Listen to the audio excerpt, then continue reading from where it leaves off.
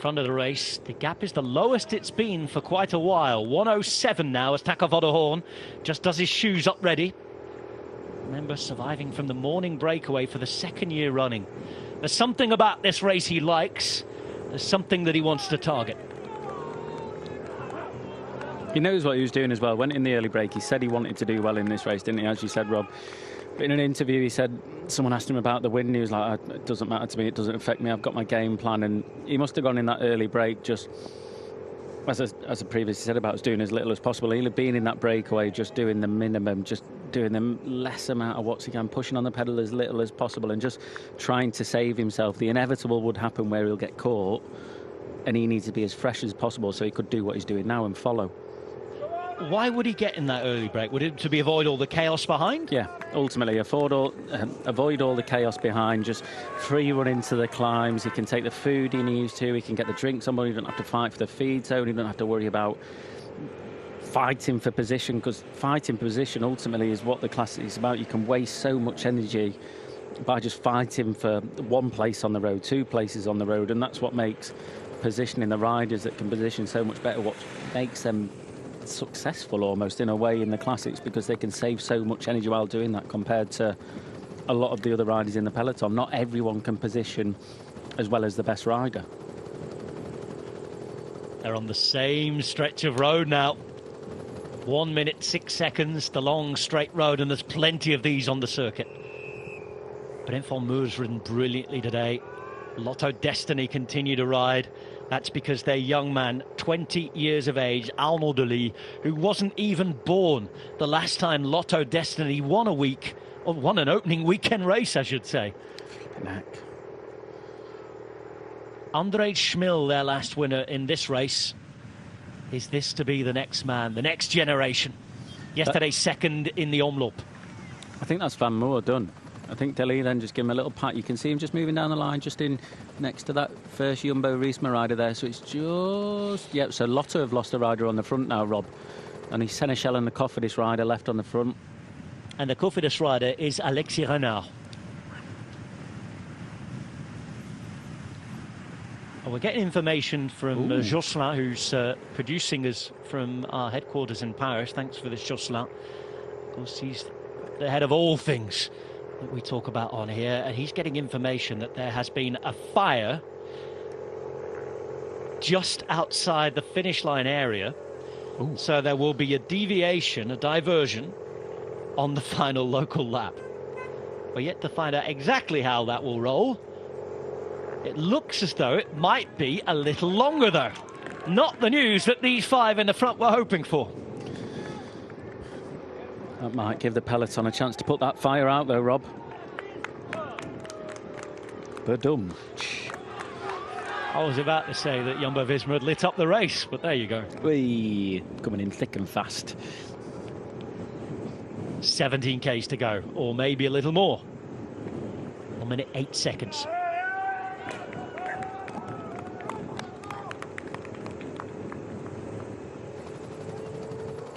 Over the River Lea we go. And heading towards Kuurne.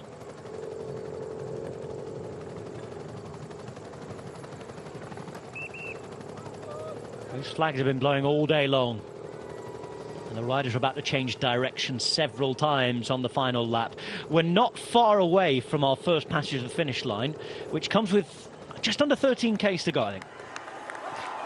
What might affect this is there's that long straight, as I was talking about before, Rob, before the left-hand turn towards the finish line. If that fire affects that, that could play quite a big part for the riders that might have other plans, because that is one of the long straights where you are able to use the wind to your advantage if you can, put it in the gutter and try and split it up.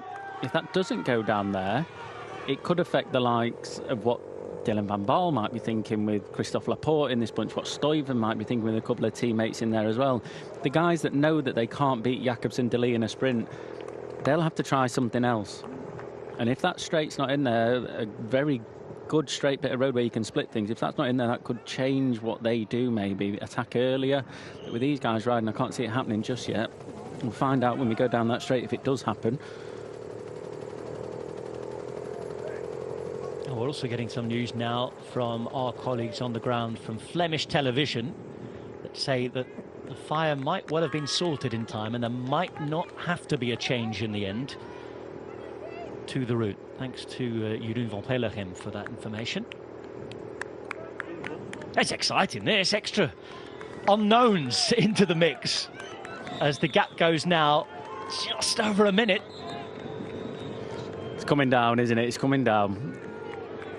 15k to go. It's been around that 1:15 mark for a long time. There's still a lot of riders in that group that haven't pulled on the front yet. Trek Segafredo have got a couple in there. Cofidis have started pulling late in there. We saw Francis de Gil pulling ever so slightly for a couple of seconds. Bahrain have got some power in there, but they can't pull because they've got Mohoric in there. Jumbo-Visma have got some, well, quite a lot of firepower in there, but they can't do anything because they've got 2 riders in the front. Alexis Renal continues to ride. His compatriot just behind him is Florian Sénéchal. Arnaud Delis has used up Brent van Moer already, and Lotto Destiny wait. The other riders start to move up. I think Van Moer is still sitting on the back there trying to ram some food down to see if he can be of any use. 5 minutes, just a respite in the wheels, and you might be able to do another turn, another couple of Ks on the front, which Delis will be massively grateful for if he can do that. Wrong way round the roundabout there for Ackerman and Van Baarle. Ackerman should be doing everything he can to try and save energy here, shouldn't he? Yeah, 100%. Of course, he'll be hoping that his teammate Tim Wellens can pull this off. Third a few years ago. But if he can't, Ackerman, and it comes back together, we'll have to do something as Taco Fodderhorn continues to smile.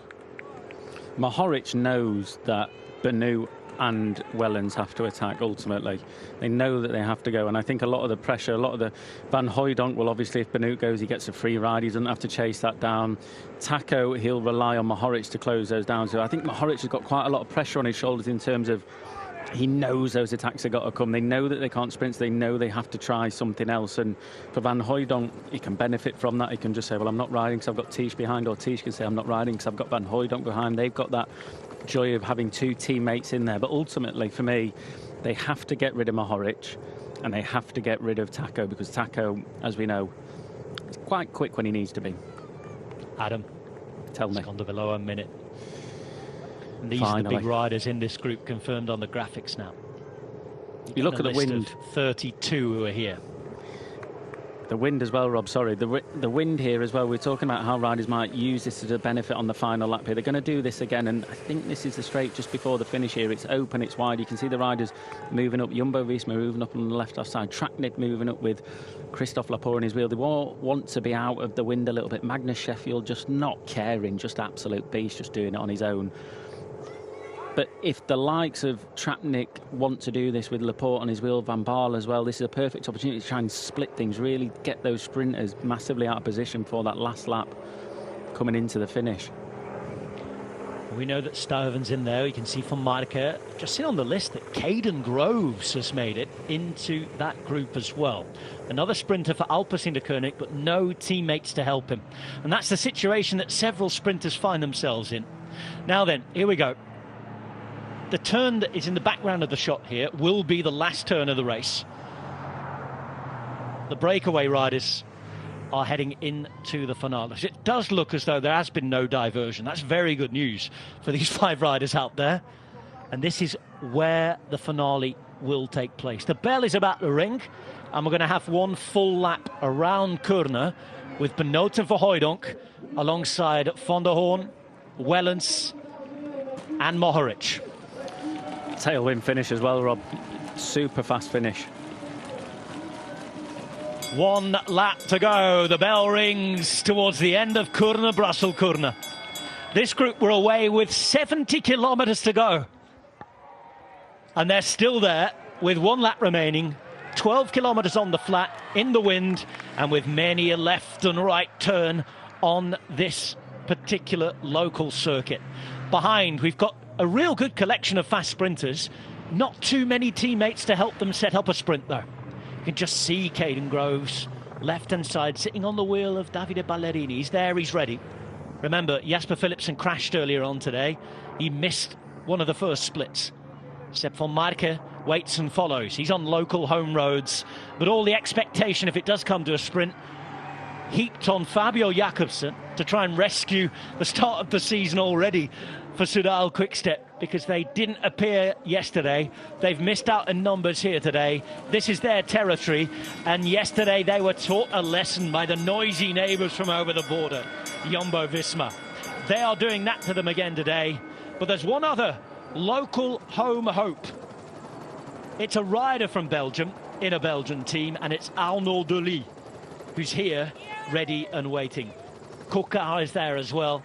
Let's see how this pans out with 11 kilometers to go in Kuurne, Brussels-Kuurne.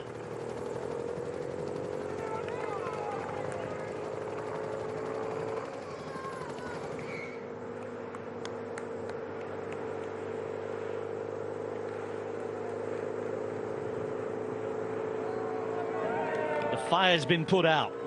Well played, local fire brigade in Kuurne. The final local lap can be taken on. Official confirmation from the local authorities. Better news for the 5 riders at the front, who've been on the attack since, well, just over halfway into this race.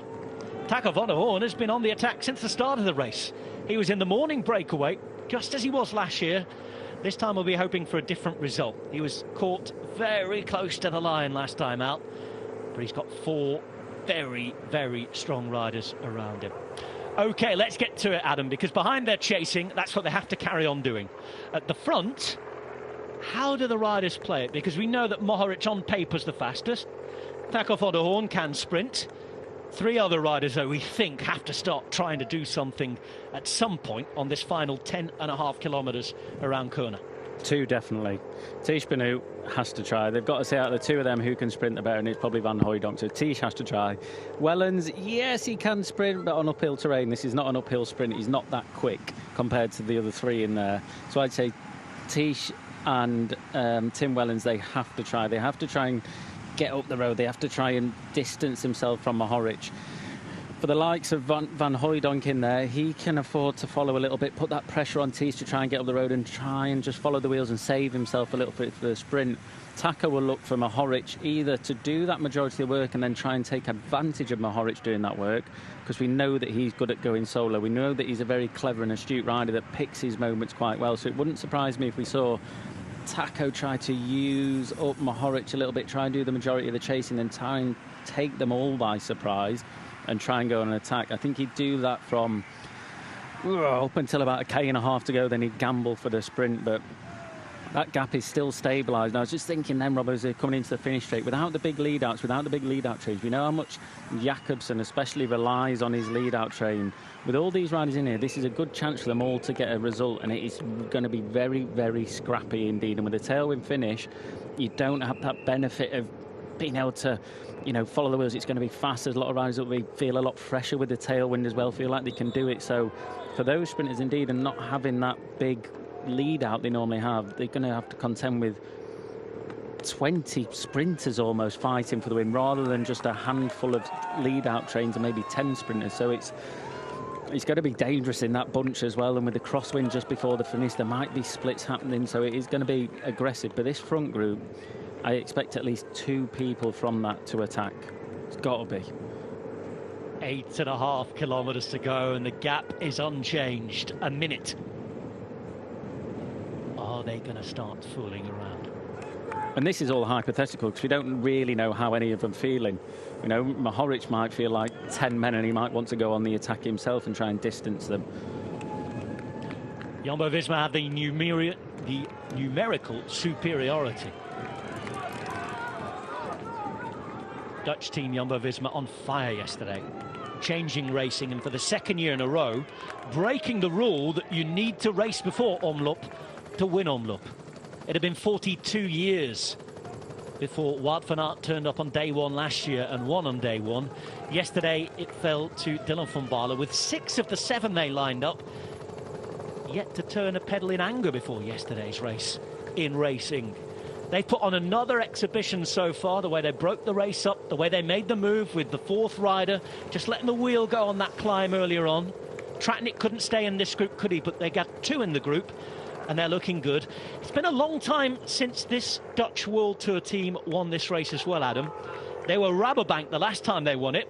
Roy Sentien's taken the victory back in 2003. 20 years as this group doesn't look like it's any closer to closing down the gap, Adam. No, it went out to a 1 minute one, over to a minute, so only a few seconds, but just that few little bit of extra seconds will give that confidence to those front five riders. They'll get the information down the race radios, they'll be able to relay that and say, come on lads, you know, all working well together. As we said before, Rob, not one of them has started missing a beat yet, not one of them has started playing around. They've all been committed to this. They haven't got an annoyance in that group with them. It's like, no, I'm not doing turns. That would 100% be me if I was in that group, but they've not started doing it yet. No one has gambled and said, I'm going to save this for a sprint. I'm going to try and show my card early. They're all doing equal amounts of work. No Trek Segafredo riders riding. Are you surprised at that, or is that just a decision? Sorry, Rob, guaranteed in that crosswind, they will go with Stuyven on the wheel. And that should be their best chance, shouldn't it? Because I can understand why they maybe aren't riding here, given the fact that, again, Jakobsen's there, the Lee's there, and we know Stuyven's fast, but on paper he's not that fast. Yeah, I mean, he's quick in a small group, like he's in now, but with the two riders in there, the Lee and with Jakobsen in there, he's not as fast as those guys. So I think, you know, they're saving it. They're saving it for that. They might be going for the podium. They might be just going for the bunch sprint win at this rate, 6K to go a minute. I don't think they're going to get it back, but you can almost guarantee that they're going to try and slam it in that gutter. Hopefully Jakobsen and Lee are out of position and it splits and they miss that split. And I can also imagine Jumbo-Visma doing that. Track Nick van Baal for Laporte as well. It doesn't look like it's coming back at this stage, does it? 6 kilometres to go, 1 minute and 3. The victory surely lies in this front group. Going back to Trek Segafredo, they must know what they are doing. We know Steven de Jong certainly knows what he's doing, the sports director. He's a two-time winner of this race. He knows his team. They've had a decent enough start to the season. We'll be hoping for a high placing here. At the minute, it looks as though one of these five is going to win. Are we going to see the longest drought in Belgian racing history ended here? The gap's growing now, 104. It's been 7 years since a Belgian won. The man we were just talking about, Jasper Stuyven, was the last Belgian winner in 2016.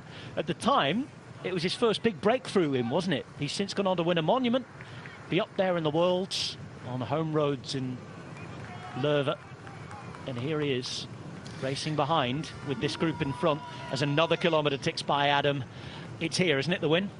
I'd say so, yeah. Just a note there as well, Tiesj Benoot, a lot shorter turn than what he has been doing as well. So I noticed as well in the last 20k he's been stuffing gels down his neck quite quickly, and as we know, Tiesj he's been out of the game for a long time. He's had a terrible crash, able to come back from it. So this point in the race, at a hard race after being out the front for so long, he's probably feeling not having that much racing in his legs or that amount of racing. And I'm talking about the end of last year as well. That all adds up. So for Tiesj, he might just be starting to suffer a little bit in that last attack. It'll be a one attack go, I think, basically from Tiesj, if he can do it.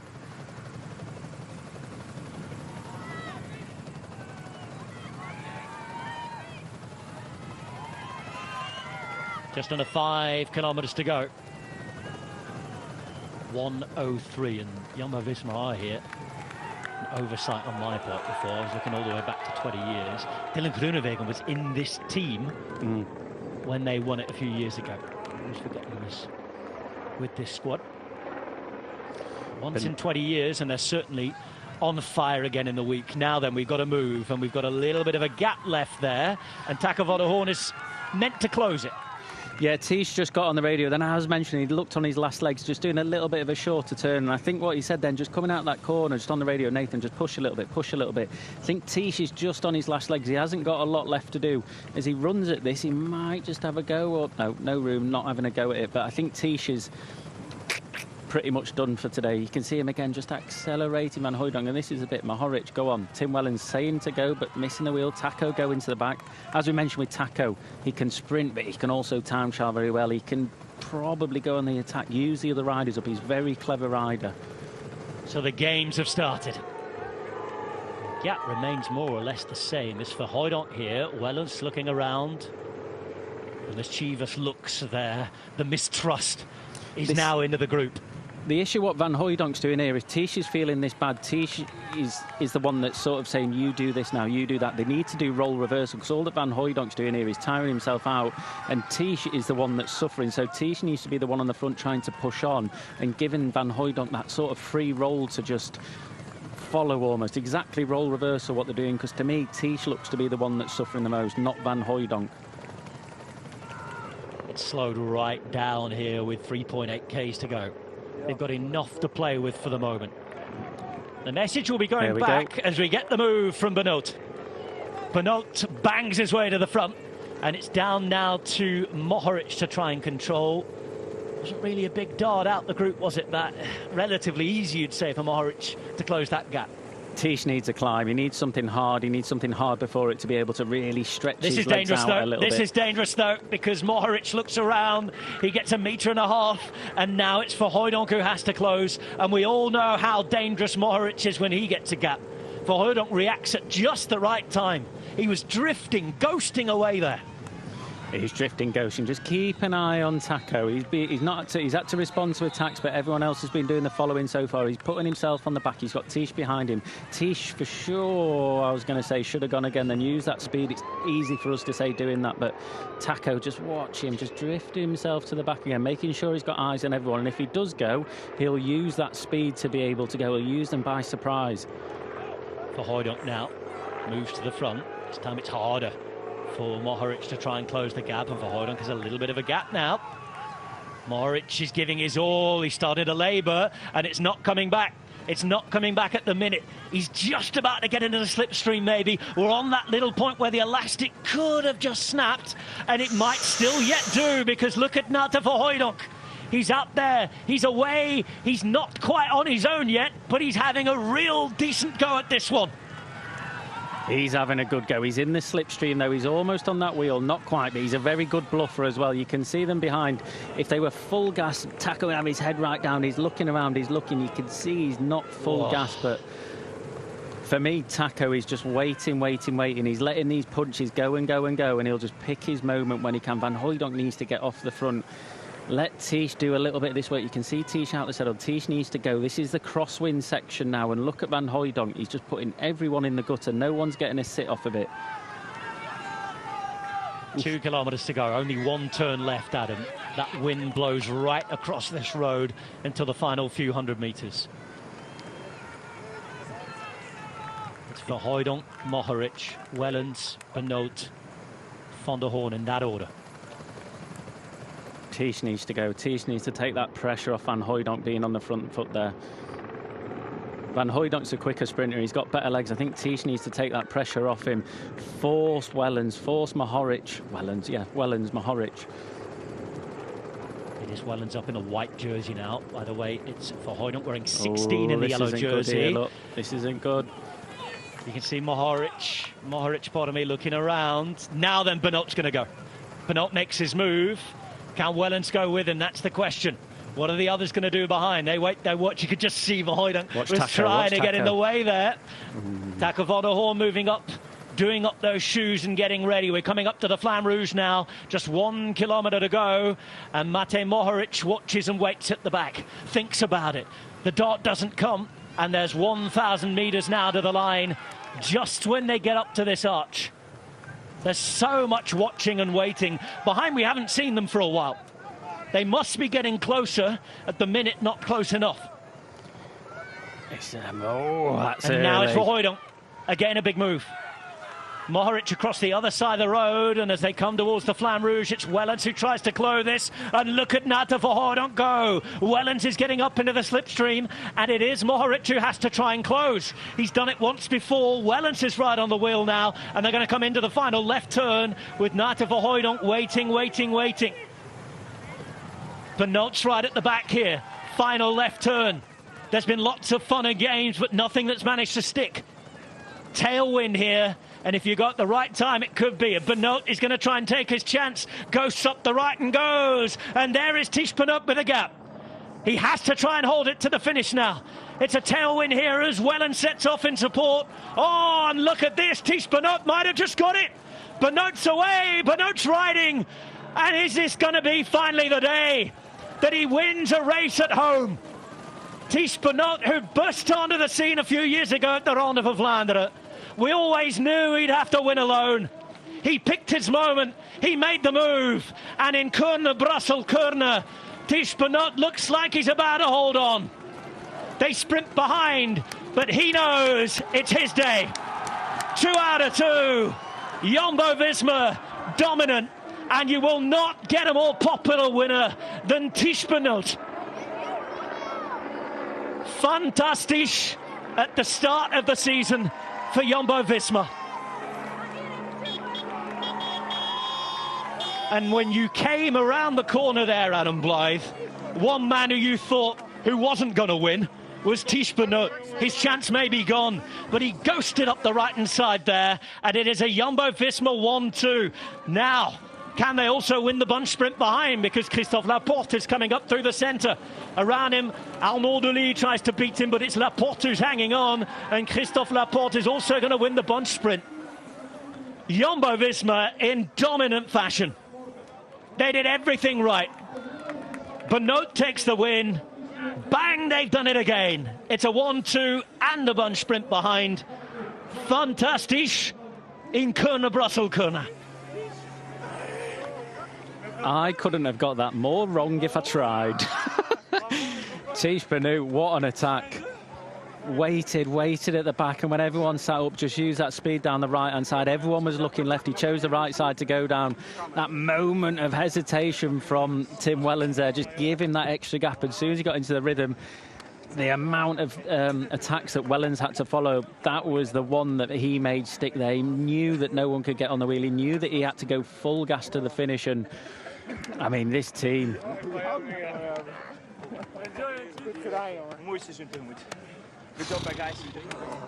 They did everything right. Fantastic. Benoot ends Belgium's longest ever wait for a home winner in Kuurne. 7 long years since Jasper Stuyven won, and Benoot is here with a rare victory in a way that we didn't imagine possible, really. In the final straight, with a 5-man group, you would have thought that Benoot in particular would have had to have gone before. Honestly, I had my money on it going before. You knew that that one attack might come, and everything about his attack, the stars just aligned for him. He went on the right-hand side, everyone was looking left, and he just had that gap, just that hesitation there from Wellens just to say, I'm not chasing down another one. And just in that split second, that's when Ties just got that gap and no one else was able to respond to it. Mohoric had to respond to a lot of attacks.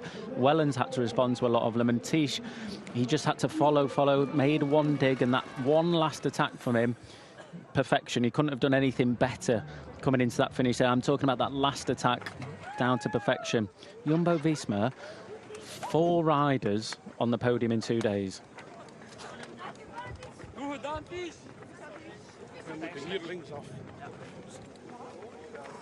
For the first time in his career, Ties Benoot has won a professional race in his home country.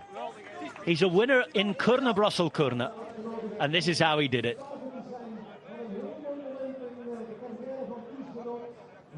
And it's a 1-2 with Nate Verhooydonk coming up to take second ahead of Matej Mohoric. Teamwork making the dream work. 2 days in a row. Unreal. This is the attack here. Just look at him laying off a little bit. Starts to accelerate already. The riders are all looking left. Look, left. Tim Wellens is looking left. Mohoric is looking left. Keeps close to them. And that split second there from Wellens just giving that gap. Mohoric just wanting to follow Tim. Tim sitting down, not committing to it fully because he wants to save it for the sprint. But chapeau, Ties. I mean, time to perfection. I was criticising him, saying he hasn't got a sprint. He needs to let Van Hooydonk take that back seat, but he knew what he was doing, all under control, and fantastic to see after such a difficult last year for him at the end of the year and coming back from injury. Brilliant. Sensational victory for Ties Benoot. And very popular as well, given what happened last year. In the big races, often a nearly man. He's certainly found a good home, hasn't he, at Jumbo-Visma? He is flying there. And the whole team is. Nate Verhooydonk, one of the classics heroes of last spring, in second place. Look at that, they can't even keep up with him on the electric bike. thumbs up.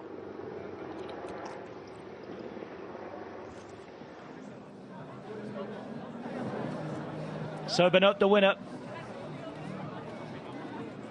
Let's go and hear from Arnaud Delis.